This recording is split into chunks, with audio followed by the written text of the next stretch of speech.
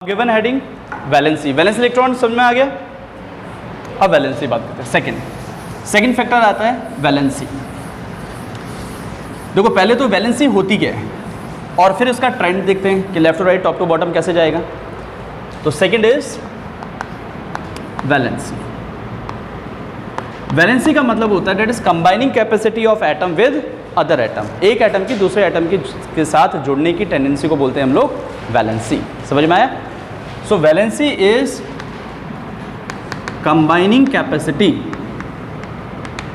Of an atom with other atom. ठीक है। और वैलेंसी हमेशा किस पे डिपेंड करती है बेटा? वैलेंस इलेक्ट्रॉन के नंबर पे। 3 रूल बताए थे मैंने आपको कि जो वैलेंसी होती है, valency depend on valence electron. तो फर्स्ट रूल क्या था इसका कि इफ वैलेंस इलेक्ट्रॉन का नंबर कितना है 1 2 3 4 तो वैलेंसी क्या होगी? Then same is valency, same is the valency. अगर वैलेंस इलेक्ट्रॉन का number, if valence electron number is 5 6 7 8 then क्या होगा वैलेंसी? सो वैलेंसी हो जाएगी 8 माइनस वैलेंस इलेक्ट्रॉन। और तीसरी चीज याद रखनी थी आपको, that is for noble gases. For noble gas, noble gases के लिए वैलेंसी कितनी मानी जाती है? हाँ जी, 0। वैलेंसी 0। कौन कौन सी नोबल गैस है? हीलियम है, नियॉन है, आर्गन है, क्रिप्टन है। एक्चुअली 20 तक तो तुम्हारे 3 ही काम आएंगी, बस इनका ध्यान रखो। अब याद रखना जिसकी वैलेंसी 0 है उसे बोला जाता है जीरो वैलेंट। जिसकी वैलेंसी 1 है उसे कहते हैं मोनोवैलेंट। जिसकी वैलेंसी 2 है उसे बोलते हैं डाईवैलेंट। जिसकी वैलेंसी 3 है उसे ट्राईवैलेंट। जिसकी वैलेंसी 4 टेट्रावैलेंट।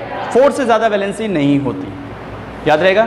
तो क्वेश्चन पूछ लिया जाए तुमसे हीलियम इज 0 वैलेंट तो समझा दोगे वाई इट इज 0 वैलेंट?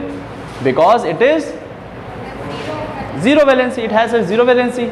और 0 वैलेंसी क्यों है? क्योंकि ये कंप्लीट ऑक्टेट है। बात समझ में आई? तो ये कंसेप्ट है। अब जरा बात करते हैं left to right and top to bottom. तो पहले बात करते हैं वेरिएशन इन ग्रुप्स की, कि ग्रुप्स में क्या वेरिएशन होगा। ग्रुप का मतलब टॉप टू बॉटम।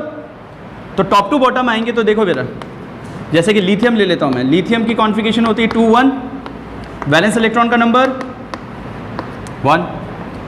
सोडियम की बात करें 2 8 1, वैलेंस इलेक्ट्रॉन का नंबर 1। पोटेशियम की बात करें 2 8 8 1, वैलेंस इलेक्ट्रॉन का 1। तो वैलेंसी क्या रहेगी? वैलेंसी भी सेम। ठीक है। तो टॉप टू बॉटम आ रहे हो तो वैलेंसी रिमेन सेम। अगर तुमसे पूछा जाए क्यों तो आप क्या बोलोगे? As the valence electron number is same. क्योंकि वैलेंसी हमेशा डिपेंड करती है वैलेंस इलेक्ट्रॉन पे। क्लियर हुआ? फोकस यहां पर।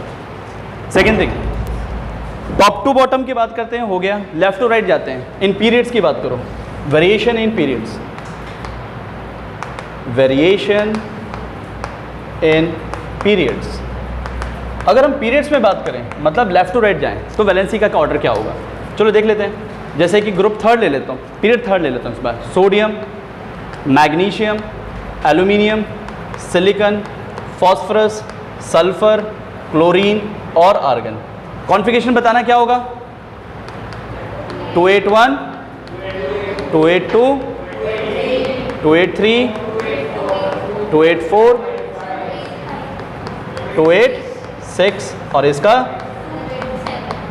इसका तो वैलेंस इलेक्ट्रॉन का नंबर क्या होगा? 1 2 3 4 5 6 7 और 8। तो वैलेंसी का नंबर क्या होगा? वैलेंसी क्या होगी? 1 2 3 4 3 2 1 0। क्योंकि 5 से ज़्यादा होते ही क्या कर दिया आपने? 4 से ज़्यादा होते ही 8 से माइनस कर दिया। तो वैलेंसी आपने क्या नोटिस की? पहले बढ़ी और फिर घटी, यही हुआ। तो on moving left to right, on moving left to right valency first increase and then decrease to 0. ठीक है, आ गया समझ में? क्यों है? Because valency depends on valence electron. तो वैलेंस इलेक्ट्रॉन करके एक एग्जांपल शो कर दो बस. सो फर्स्ट आता है इसमें एटॉमिक रेडियस और एटॉमिक साइज. रेडियस बड़ा होगा तो साइज बड़ा होगा, that is the main concept. एक एटम जो होता है this is something like this, spherical है, सेंटर पॉइंट उसका न्यूक्लियस है. So the maximum distance from the nucleus to the outer most shell, अंदर चाहे कितने भी शेल हो उससे कोई लेना देना नहीं, आउटर मोस्ट शेल तक की जो डिस्टेंस होगी that is called as atomic radius. So what is atomic radius? Maximum distance of electron या of outer shell from the nucleus is called as atomic radius. Generally ये atomic radius जो होती है it is express in terms of picometers. ये picometers में निकाली जाती है. ठीक है, तो ये बात ध्यान रखना. It expressed in terms of, या तो निकालते हैं आर्मस्ट्रॉन्ग के रूप में या निकालते हैं हम लोग पिकोमीटर्स के रूप में. आर्मस्ट्रॉन्ग क्या है बेटा?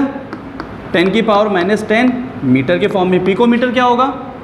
पीएम का मतलब पिकोमीटर, दैट इज 10 की पावर -12 मीटर. ठीक है, तो ये यूनिट्स फॉलो करते हैं, जैसे 4 पिकोमीटर या 0.04 पिकोमीटर्स, इस तरह से बात होगी, या 1 आर्मस्ट्रॉन्ग, 2 आर्मस्ट्रॉन्ग, 3 आर्मस्ट्रॉन्ग, इस तरह से बात होगी. ठीक है, तो ये बात होगी. The maximum distance from the nucleus to the outer most shell is called as that is atomic radius या एटॉमिक साइज. यही साइज बताएगा, रेडियस पता है तो फिर साइज पता लग गया. Is it clear? Second thing, अब यहां पर बेटा बहुत सारे क्वेश्चंस आते हैं. पहली चीज बात करते हैं हम लोग क्वेश्चन के फॉर्म में या स्टेटमेंट के फॉर्म में बोल देता हूं. The size of कटाइन is always smaller than its parent atom. ये बात प्रूफ करनी है बेटा. ठीक है, और दूसरा पॉइंट आ जाता है that is the size of anion is always bigger than its parent atom. ये बात भी प्रूफ करनी है आपको. विद एन एग्जाम्पल ये प्रूफ करेंगे हम बाद में. पहले थोड़ा साइज की वेरिएशन की बात करें कि साइज टॉप टू बॉटम क्या होगा, लेफ्ट टू राइट क्या होगा. ठीक है, लेट्स चेक. अच्छा, साइज निकालना है तो हमें न्यूक्लियर चार्ज के बारे में भी बात करनी पड़ेगी कि व्हाट इज न्यूक्लियर चार्ज. ठीक है, न्यूक्लियर चार्ज क्या होता है? That is the charge of nucleus, we call it nuclear charge. अब मैं यहाँ पे एक चीज़ समझा रहा हूँ, आपको समझना है इस बात को. ये है बेटा आपका न्यूक्लियस. ठीक है, न्यूक्लियस में कौन रहता है? Protons and neutrons. Neutrons are the negatively charge particles, proton are the positively charge particle. बाहर की तरफ कौन बेटा रिवॉल्व कर रहे हैं? Electron, which is negatively charge particle. इन नेगेटिव और पॉजिटिव के बीच में एक फोर्स ऑफ अट्रैक्शन है, and that force of attraction is called as electrostatic force of attraction, या कूलम्बिक अट्रैक्शन भी कह सकते हो. ये जो फोर्स ऑफ अट्रैक्शन है इसका फॉर्मूला है F is equals to K Q1 Q2 upon R². ठीक है, आपको ये वैल्यूज याद नहीं करनी, बस एक बार बता रहा हूँ कि what is actually the Coulomb's law. तो फोर्स जो लग रहा है in charge particle, Q1 is the charge of this, Q2 is the charge of this second particle. तो किसी भी दो चार्ज स्पीसीज के बीच में जो फोर्स लगता है वो कितना होता है? K Q1 Q2 upon R². तो यहाँ से एक बात साफ समझ में आई कि force is directly proportional to the charge magnitude of charge, and force is inversely proportional to the radius या डिस्टेंस. यही है बेटा. तो अगर डिस्टेंस बढ़ेगा तो फोर्स कम होगा, और अगर चार्ज बढ़ेगा तो फोर्स ज़्यादा होगा. अब ये जो चार्ज है न्यूक्लियस के अंदर, जो चार्ज है इसी को बोल देते हैं न्यूक्लियर चार्ज. और ये न्यूक्लियर चार्ज है कुछ नहीं, it's just a force of attraction. क्या ये बात समझ में आई? तो मैं यहाँ से एक बात कह सकता हूँ ना कि force is directly proportional to charge and inversely proportional to the radius. कह सकता हूँ या नहीं? हाँ जी, अब डायरेक्टली और इनवर्सली का मतलब समझते हो? आ गया समझ में ये बात?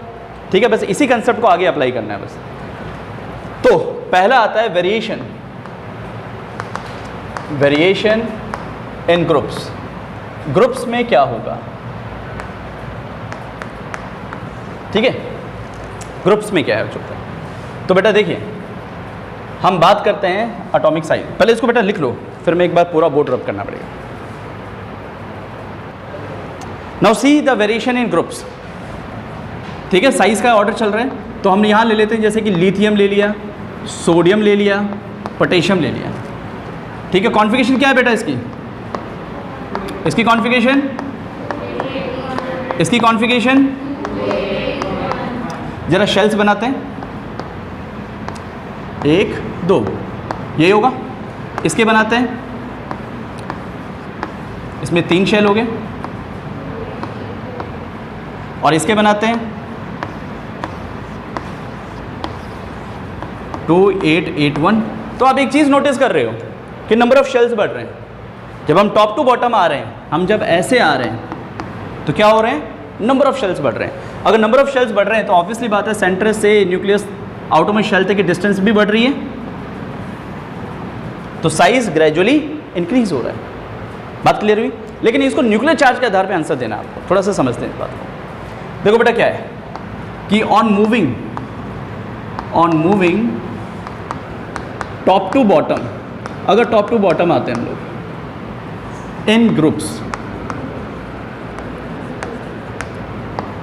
तो हमेशा फ्लो चार्ट फॉलो करना, लैंग्वेज को अवॉइड करो, सीधी सी बात। फुल मार्क्स मिलेंगे इस तरह से एक्सप्लेन करते हो तो बोर्ड के अंदर। तो on moving top to bottom among the groups, number of shells क्या होगा? Number of shells increases. ठीक है, नंबर ऑफ शेल्स बढ़ेगा तो distance from the nucleus to the outer shell increase होगा। तो इसका मतलब न्यूक्लियर चार्ज डिक्रीज होगा, और न्यूक्लियर चार्ज डिक्रीज होगा तो साइज बढ़ जाएगा।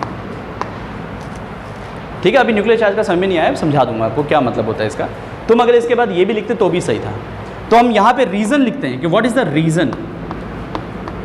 ठीक है, reason is size is directly proportional to the number of shells. Number of shells के वो डायरेक्टली प्रोपोर्शनल है and inversely proportional to nuclear charge. Nuclear charge बेटा कई कई बुक में इसको इफेक्टिव न्यूक्लियर चार्ज बोल दिया गया है, तो आप इसको इफेक्टिव न्यूक्लियर चार्ज भी बोल सकते हो। ठीक है, इसको शो किया जाता है विद द ZEFF इफेक्टिव। तो ये इसका रीज़न हो गया। बॉक्स बना। एग्जाम में अगर तुमने इस तरह से एग्जाम्पल दिया, इस तरह से समझाया और इस तरह से रीज़न लिखा, बॉक्स बनाए, जिस वे में मैंने काम किया है, 3 मार्क्स का क्वेश्चन है, डैम श्योर है कहीं पे भी एक सिंगल मार्क्स नहीं कटेगा तुम्हारा। लिखने में आसान, समझाने में आसान, समझने में आसान, इसलिए फुल मार्क्स मिलेंगे। Note down this. Now see variation in periods, very important concept. देखिए कैसे समझते हैं। पीरियड्स बताने से पहले आपको एक चीज जानना जरूरी है, दैट इज एटॉमिक नंबर जो होता है is always equals to number of protons and always equals to number of electrons. लेकिन किसके लिए? For neutral atom. I think ये पता होगा तुम्हें, पता है ना। चलें फिर आगे। देखिए बेटा एक एग्जांपल लेते हैं, जैसे हमने लिया लिथियम, फिर लिया हमने बेरिलियम, फिर हमने लिया बोरॉन, फिर लिया कार्बन, नाइट्रोजन, ऑक्सीजन, फ्लोरीन और लास्ट में लेता हूँ एक बार नियॉन। ठीक है, कॉन्फ़िगरेशन क्या होगी? 2 2 2 3 2 4, आगे 2 5 2 6 2 7 2 8। ठीक है, एटॉमिक नंबर भी लिख देते हैं, चलो एक बार। 9 8 7 6 5 4 3। नंबर ऑफ प्रोटॉन्स कितने हैं और नंबर ऑफ इलेक्ट्रॉन्स कितने हैं? Let's check it out. Number of protons 3, electron 3। Proton electron proton electron proton electron proton electron electron proton electron proton electron proton और इलेक्ट्रॉन 10। समझ में आया? अब जरा चेक करते हैं इसको दूसरे वे में। ये न्यूक्लियस लिया, यहाँ पे प्रोटॉन का नंबर कितना है बेटा? 3, और बाहर की तरफ 3 इलेक्ट्रॉन है। मैं इस तरह से बना देता हूँ इसको ऑटोमेशन। ठीक है, इसके पास 3 इलेक्ट्रॉन है। ठीक है, इसके केस में अगर बात करें तो 4 प्रोटॉन है और बाहर की तरफ 4 इलेक्ट्रॉन्स हैं, 1 2 3 4। अगर मैं इसकी बात करूं तो बाहर की अंदर की तरफ कितने प्रोटॉन्स हैं? 5, और बाहर की तरफ कितने इलेक्ट्रॉन्स हैं? 4 5। अब जरा बात समझना ढंग से। एक स्टोरी बताता हूँ पहले तुम्हें। मान लो ये 4 बच्चे हैं, 1 2 3, ये 4।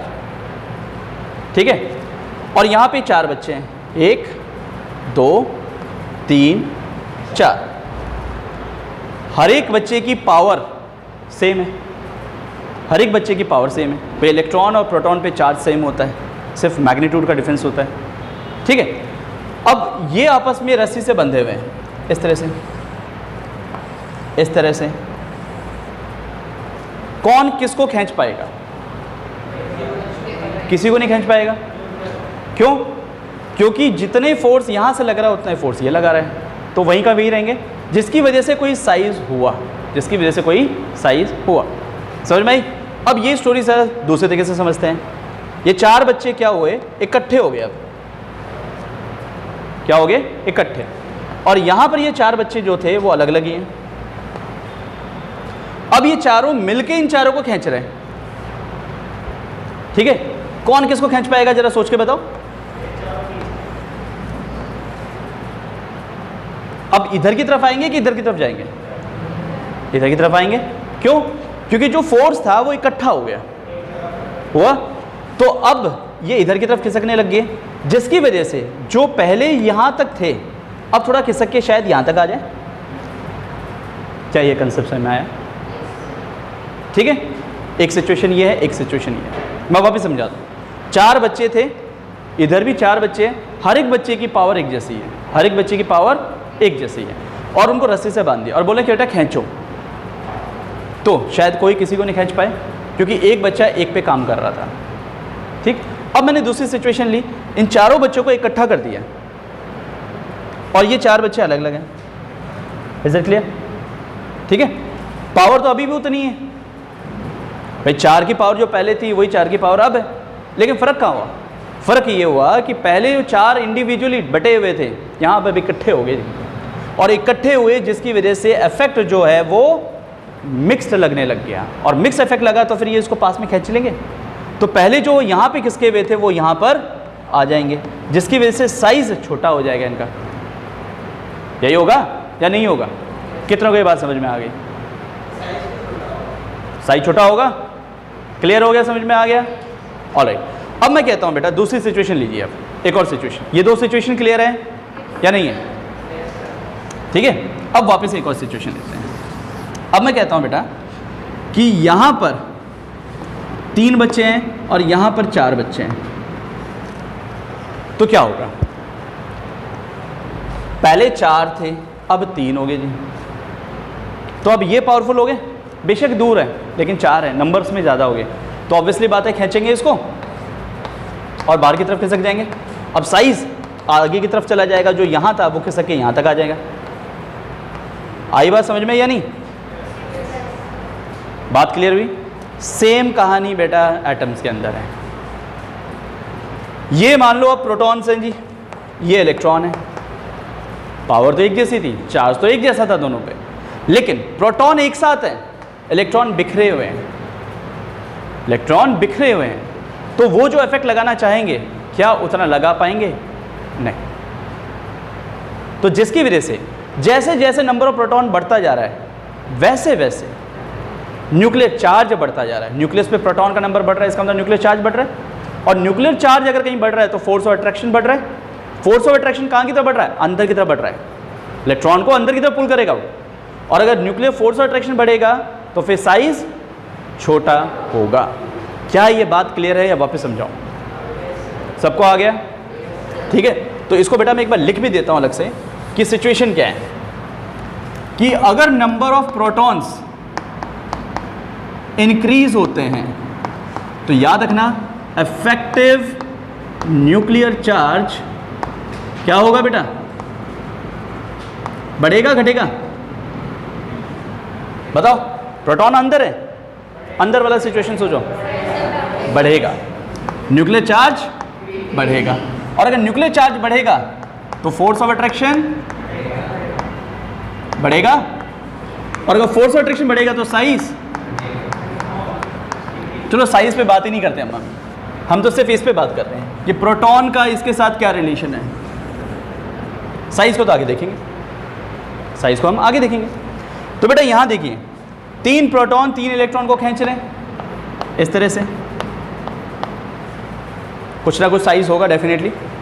यहां पे अगर बात करें 4 प्रोटॉन 4 को खींच रहे हैं, यहां अगर बात करें 5 प्रोटॉन 5 को खींच रहे हैं। अब एक चीज़ नोटिस कर रहे हो कि इलेक्ट्रॉन का नंबर भी तो बढ़ रहा है, लेकिन इलेक्ट्रॉन का जो पावर थी वो तो बटी हुई है, वो तो बिखरी हुई है, और प्रोटॉन इकट्ठा है, इकट्ठे होते जा रहे हैं, बढ़ भी रहा है तो इकट्ठा होता जा रहा है, तो जो इफेक्ट होना चाहिए उससे ज़्यादा ही मिलेगा आपको। Is it clear? भाई यूनिटी में स्ट्रेंथ होती है, एकता में शक्ति होती है। अब एकता को पकड़ के लाओ, कहाँ उसके पास शक्ति? समझ में आ गई कहानी? साइज किसका बड़ा दिख रहा है आपको? अच्छा बताओ, न्यूक्लियर फोर्स अट्रैक्शन किस में ज़्यादा है, इसमें कि इसमें कि इसमें? चलो ऐसे देखते हैं, प्रोटॉन का नंबर किस में ज़्यादा है? यहाँ प्रोटॉन का नंबर ज़्यादा है। तो प्रोटॉन का नंबर ज़्यादा है लेफ्ट टू राइट जाते वक्त, साफ दिख रहा है, प्रोटॉन का नंबर ज़्यादा होता है on moving left to right, तो न्यूक्लियर चार्ज बढ़ेगा। न्यूक्लियर चार्ज बढ़ेगा मतलब प्रोटॉन का नंबर, ये प्रोटॉन का नंबर जो होता है, नंबर न्यूक्लियस में जितने प्रोटॉन्स है वही तो चार्ज बनाते हैं न्यूक्लियस का, वही तो न्यूक्लियस का चार्ज है। तो इसका मतलब इफेक्टिव न्यूक्लियर चार्ज बढ़ा, न्यूक्लियर चार्ज बढ़ा तो अंदर की तरफ फोर्स ऑफ अट्रैक्शन खिंचाव बढ़ा, समझ में आया? और अगर अंदर की तरफ फोर्स ऑफ अट्रैक्शन बढ़ा तो साइज छोटा होता है। तो इन तीनों में अगर बात करें तो साइज किसका छोटा है? बात समझ में आई? और आगे जाते जाओगे तो सेम सिचुएशन होती है यार, प्रोटॉन का नंबर बढ़ता जा रहा है तो साइज और छोटा होता जाएगा। तो on moving left to right in the among the period size will gradually decrease. अब इसको लिखना कैसे, ये बात समझते हैं। कहानी क्लियर हुई है नहीं हुई? आ गया समझ में परफेक्टली? क्योंकि यही मेन मुद्दा है बेटा इस पूरे चैप्टर का। देखिए बेटा लिखते हैं इसको, अब मैं बाकी डायग्राम नहीं बनाऊं, ठीक है? यहीं से देख लेंगे प्रोटॉन्स का नंबर, ठीक है? प्रोटॉन्स का नंबर यहीं से चेक कर लेना, 3 4 5 6 7 8 9 10 एंड सो ऑन। तो बेटा यहाँ से लेकर यहाँ तक की बात कर रहा हूँ मैं, यहाँ से लेकर यहाँ तक की बात। नोबल गैसेस में कहानी अलग है, तो थोड़े से अलग देखना। On moving left to right among periods में जाते वक्त सबसे इंपॉर्टेंट बात, number of shell remain same. दिख रहा है आपको? शेल सेम है, इसके पास भी 2 शेल, इसके पास भी 2 शेल, इसके पास भी 2 shell, KL and so on, K और L शेल, 2 ही शेल है। तो शेल्स में बढ़ोतरी नहीं हो रही। तो इसलिए कह रहा था मैं आपको, ग्रुप्स में भी आपको किसके आधार पे बात करनी चाहिए? न्यूक्लियर चार्ज के आधार पे बात करनी चाहिए, क्योंकि वहाँ फिर शेल्स का नंबर दिख जाता है, आसानी से कर लेते हैं, लेकिन न्यूक्लियर चार्ज उसका अपोजिट होगा। Number of shells remain same, ठीक है, but number of proton increases होगा, नंबर ऑफ प्रोटॉन बढ़ेगा। नंबर ऑफ प्रोटॉन के बढ़ने से क्या होगा बेटा? इफेक्टिव न्यूक्लियर चार्ज बढ़ेगा। इफेक्टिव न्यूक्लियर चार्ज बढ़ेगा।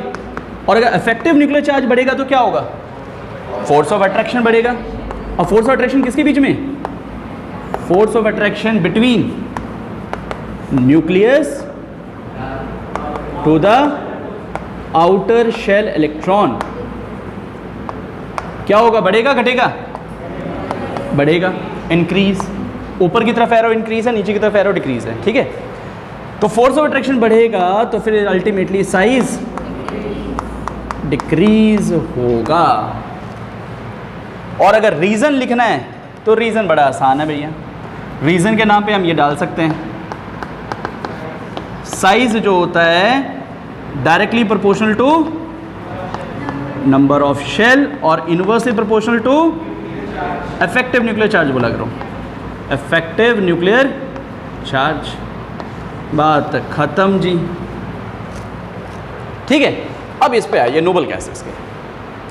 नोबल गैसेस की अगर बात करें तो नोबल गैसेस जो होते हैं they have completely filled shells, ठीक है। तो जब ये कंप्लीटली फिल्ड शेल हैं तो नंबर ऑफ प्रोटॉन और नंबर ऑफ इलेक्ट्रॉन बराबर हैं। जितनी मैक्सिमम कैपेसिटी थी उतनी आ सकती है जितनी आ गई है इसमें। तो यहाँ पर एक बात याद रखना कि नोबल गैसेस का साइज हमेशा अपने पीरियड में सबसे ज़्यादा होता है। तो सबसे बड़ा साइज इस पूरे पीरियड में, ये थर्ड पीरियड है, सेकंड पीरियड है, तो सेकंड पीरियड में साइज सबसे ज़्यादा किसका हुआ? नोबल गैसेस का। फिर किसका हुआ? लिथियम का। लेफ्ट टू राइट कम हो रहा है लेकिन नोबल गैसेस को सबसे पहले पटक देना।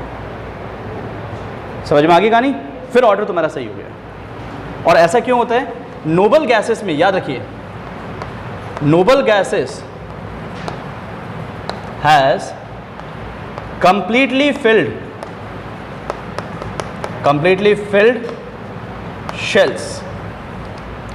फिल्ड शेल्स होते हैं इसके पास, आउटर शेल कंप्लीटली फिल्ड है, जिसकी वजह से इलेक्ट्रॉन इलेक्ट्रॉन रिपल्शन इंक्रीजेस। यहां पे इलेक्ट्रॉनिक रिपल्शन इंक्रीज हो गया है देन द न्यूक्लियर चार्ज। तो अगर इलेक्ट्रॉनिक रिपल्शन इंक्रीज हो गया तो उस कंडीशन में न्यूक्लियर चार्ज क्या हो जाएगा? डिक्रीज। और अगर न्यूक्लियर चार्ज डिक्रीज हो गया तो साइज घट गया, सॉरी साइज बढ़ गया, ये कम हो गया तो वो बढ़ गया, तो साइज विल इंक्रीज। ये रीज़न अगर तुमसे पूछ लिया जाए ना कि ऐसा क्यों होता है तो याद रख लेना, इनमें इलेक्ट्रॉनिक रिपल्शन बढ़ जाता है और इलेक्ट्रॉनिक रिपल्शन बढ़ने की वजह से क्या होता है? न्यूक्लियर चार्ज कम हो जाता है। सिर्फ नोबल गैसेस में एक इशू है। ऐसा इसलिए बेटा, आप ध्यान से समझोगे तो देखो जरा, एक छोटे से शेल के अंदर 8 इलेक्ट्रॉन आ गए जी, 8 इलेक्ट्रॉन आ गए। तो ये जो 8 इलेक्ट्रॉन, आप घूमने की जगह नहीं मिली आपको। वहाँ तो क्या थे, इस केसेस में भी लेता हूँ, 8 की कैपेसिटी थी, 5 ही थे, घूम पा रहे थे, मैक्सिमम डिस्टेंस तक चले गए थे, बट गए थे।